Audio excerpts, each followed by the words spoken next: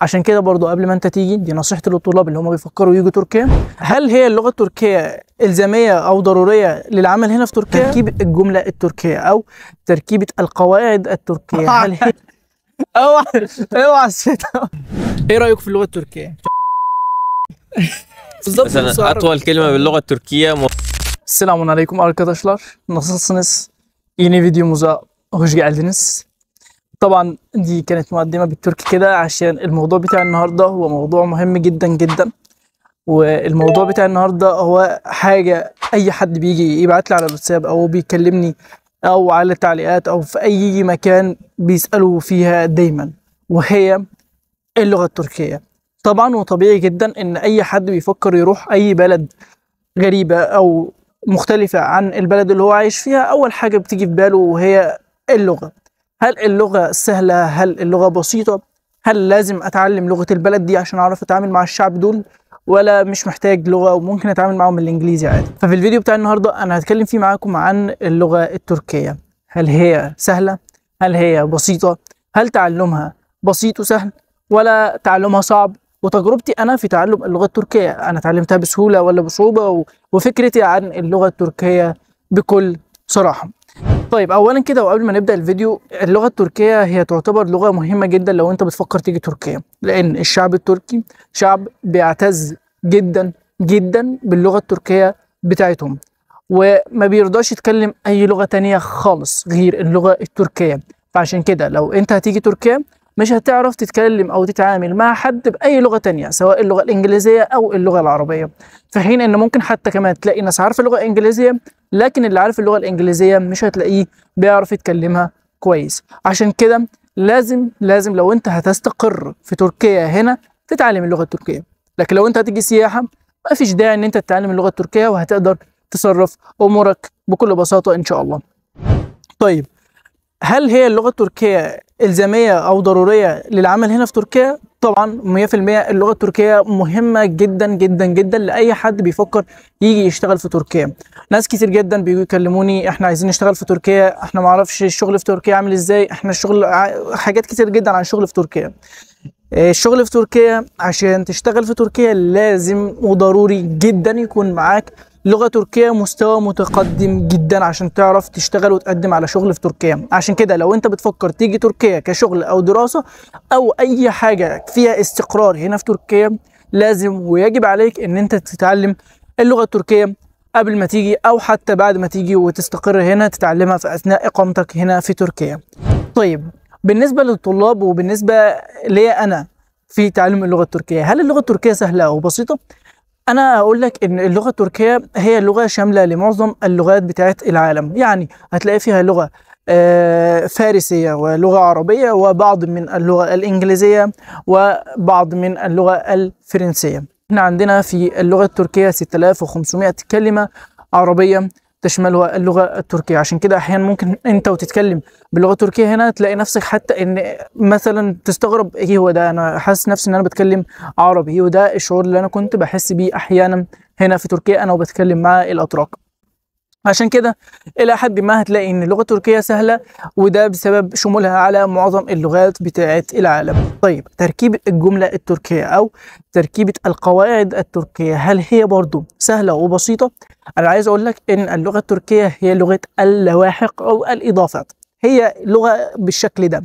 يعني أنت لو عايز تقول أي حاجة أو عايز تعبر عن أي حاجة بتجيب كلمة معينة وتضيف لها لواحق وإضافات وبس كده بتعبر لك عن المعنى بتاعك. تعلم اللغة التركية في السنة التحضيرية، طبعا إحنا أي طالب بيجي يقدم هنا بعد القبول مباشرة بينتقل للسنة التحضيرية اللي هي التومر أو اللغة التركية. هناك طبعا ما بيعلموش اللغة التركية بأي لغة أخرى.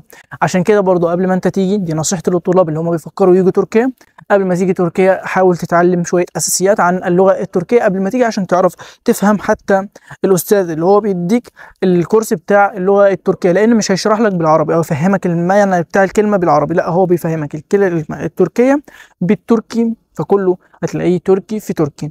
عشان كده لازم أنت قبل ما تيجي تكون عارف شوية تركي بسيط جدا، وده هيسهل عليك تعلمك للغة التركية في كورس أو سنة التحضيرية للغة التركية بشكل سلس وبشكل بسيط جدا. لا مش لايف، مش لايف، ايه ده؟ اوعى اوعى اوعى انا كنت بتكلم عن اللغه التركيه. تمام، ايه رايك في اللغه التركيه؟ çok zor مش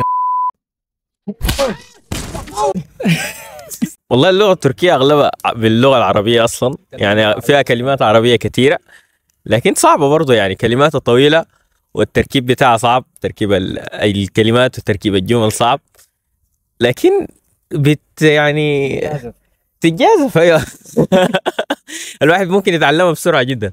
ايه رايك يا اسطى في اللغه بالنسبة لي اللغة التركية من أسهل اللغات في العالم، وهي فعلا ترتيبها ثاني أسهل لغة بعد الإسباني والهولندي، لكن اللغة هي سهلة. هو اللي انا كنت بقوله. أيوة، لكن يعني محتاجة منك ممارسة. يعني أنت بس مثلا إحنا العيبة الوحيدة اللي عملناها في اللغة دي إنه ما قاعدين نمارس اللغة، يعني ما قاعدين نختلط بالأتراك ولا عاملين لنا حبيبة كده عشان الواحد يتمارس معاه اللغة، وده أكبر عيب. فأنت لو قدرت تتجاوز النقطة دي أمورك هتظبط. ايه رايك يا اسطى في اللغه التركيه؟ والله يا اخي الشباب كفوا ما في حياتي يقولها. اللغه التركيه سهله جدا. طيب نسال احنا الحفار بتاع الدفعه بتاعنا. ايوه تعالى حفار. تدوب الحفار يا جماعة هي أسهل لغة في العالم يا جماعة، كلها عبارة عن تركيبات بس. بالظبط، ودي برضه لسه قايلها دلوقتي اهو، اللي هي بتاعت الاضافات والتركيبات دي. نعم، يعني مثلا عندهم كلمة مثلا نص عربي أصلا. بالظبط، مثلا أطول كلمة باللغة التركية موفقية سيزلشتري جيلشتري برمية بيليجك لارميزدان مش سنيز سنة. يا عم الحاج، يلا يا عم الحاج، ده ناقصين لبخه في الكلام، ناقصين لبخه، عايز يتعالج ويجي لنا. تخيل دي كلها كلمة واحدة يا أخي. تخيل إنه دي كلها كلمة واحدة، واصل الكلمه وكلها عبارة عن تركيبات موفقية. الكلمة أصلا موفقية. واصل الكلمه عربي اصلا. أيوة، أصل الكلمة عربي عين مضيف لها حاجات كتير خالص، بقت موفقية سيزلشتري جيلشتري برمية بيليجك لارميزدان مش سنيز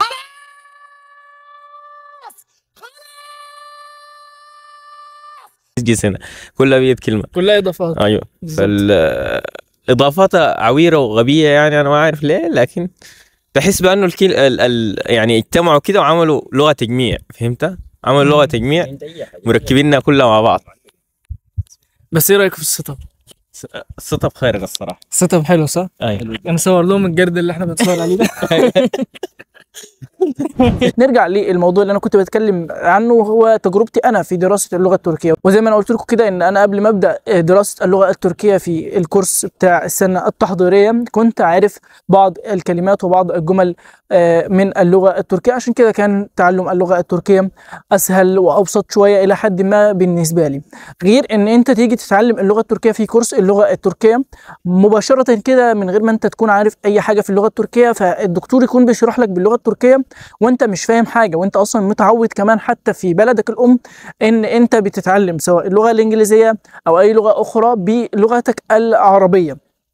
يعني الاستاذ مثلا بيشرح لك بيقول لك اللي هو جو مثلا معناها يذهب، هنا مش هيجي يقول لك مثلا اللي هو جيت مثلا معناها يذهب، هنا لا هيقول لك جيت اللي هي ممكن مثلا يوضح لك بالصور او يوضح لك بالحركات اللي هي جيت مثلا اللي هي يمشي او يذهب او كده. فعشان كده لازم تكون عارف بعض الكلمات او بعض الجمل قبل ما تيجي تبدا دراسه اللغه التركيه. وزي ما انا قلت لحضراتكم في الفيديوهات السابقه ان اي لغه، مفيش اي لغه في العالم تقدر تتعلمها من الدراسه فقط، مفيش لغه في العالم بالطريقه دي. اي لغه عشان تتعلمها لازم تمارس اللغه، لازم تمارسها. انا لسه كنت من شويه برضه بتكلم مع اصدقائي الاتراك وباخد رايهم في اللغه التركيه، وكنت بقول لهم ان اللغه التركيه سهله وان اللغه التركيه بسيطه. هم نفسهم برضه قالوا لي ان اللغه التركيه هي سهله بالنسبه لك لان انت بتتكلم معانا وبتتعامل مع الاتراك مباشره دايما، فعشان كده اللغه التركيه كانت بالنسبه لك اسهل.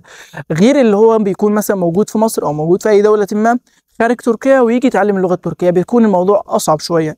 فعشان كده اي لغه في العالم عشان تقدر تتعلمها لازم تتعلمها عن طريق الممارسه عشان تتقن اللغه التركيه. دلوقتي هقول لكم بعض الامثله عن سهوله اللغه التركيه.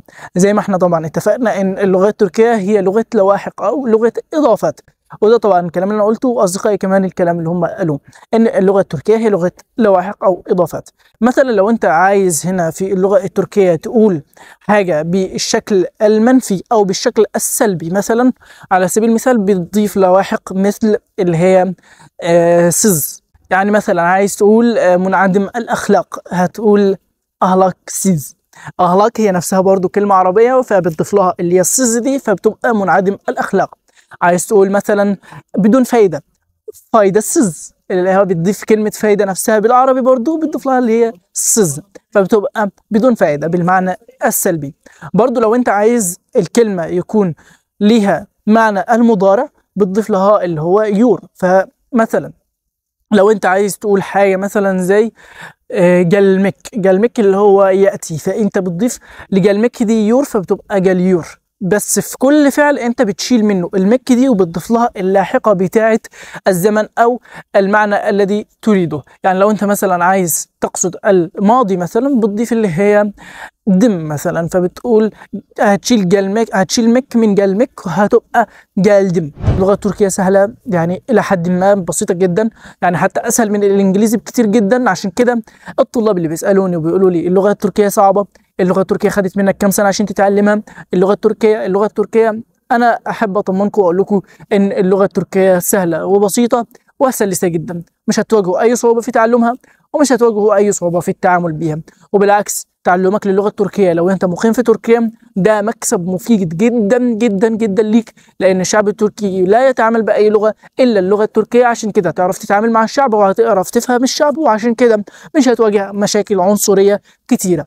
تتعامل مع الاتراك باللغه التركيه وهيبقى لك اصحاب اتراك كتير وكده وتتعامل بالتركي، هتلاقي اللغه التركيه اسهل وهتلاقي اللغه التركيه بسيطه وهتعرف تتعلمها في وقت قصير.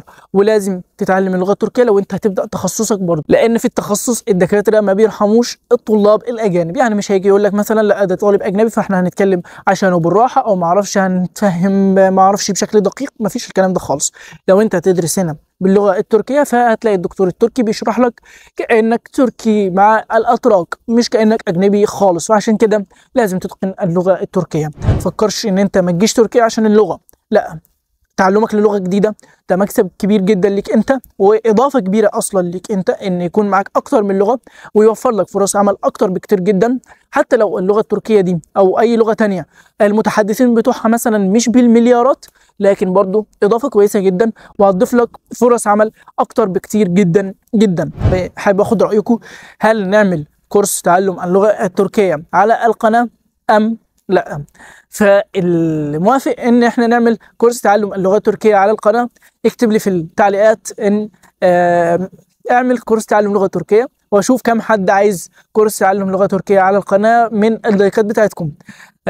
فكده وصلنا لنهايه الفيديو، واشوفكم في فيديو جديد. ما تنسوش الاشتراك في القناه وتفعيل زر الجرس، وحطوا لايك لو عجبكم الفيديو، واستناكم في التعليقات كمان في ارائكم وافكاركم للفيديوهات القادمه وللحاجات اللي انتوا عايزين تشوفوها من تركيا كلها. اكتبوها لي في التعليقات وانا بقرا التعليقات كلها، وعشان كده هعمل لكم اي فيديو تكتبوه لي في التعليقات ان شاء الله. واشوفكم في فيديو جديد، والسلام عليكم ورحمه الله وبركاته.